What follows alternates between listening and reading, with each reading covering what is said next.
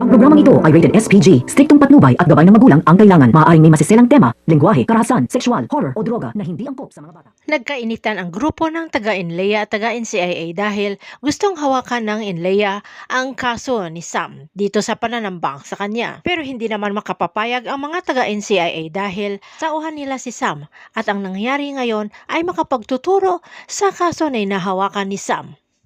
Natigil lamang ang pag-iinitan ng dalawang grupo nang namagitan na si Max dahil ayon sa kay Max, kapatid niya si Samantha at kailangan mahanap nila ang kanyang kapatid. Agad namang tinawagan ni General Jacinto itong si Domingo at pinaalala ulit na ito si General Jacinto ang naglagay sa kanya sa pwesto. Kaya kailangan niya ng update kung nasaan na ang kanyang anak na si Samantha. Samantala doon naman sa ginintuang lupa ay hinahalughog ng mga dikilalang armadong tao ang ginintuang lupa. Takot naman si Maming dahil mapapahamak sila kapag nataon na malaman nila na hawak nila o sa kanilang pamamahay itong si NCIA agent Samantha Jacinto.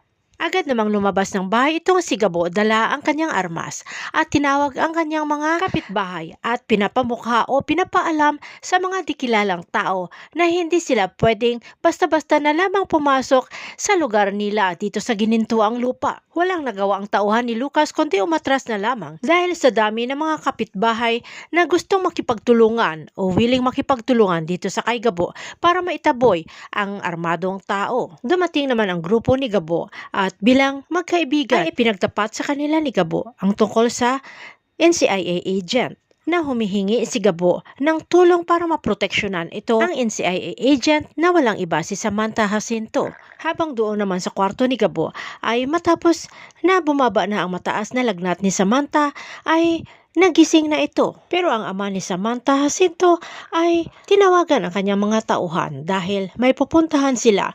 Dala-dala ang kanilang mga armas. Nabalak ni Ricardo Jacinto ay bisitahin itong si Mariano Zafra at kukunin ang kanyang anak na si Samantha Jacinto dahil ang pagkaalam ni Ricardo ay hawak ng mga Zafra ang kanyang anak na si Samantha Jacinto.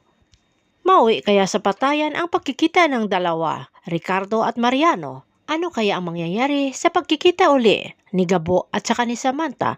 Abangan na lang natin ang mga susunod na episode dito sa Si Gabo.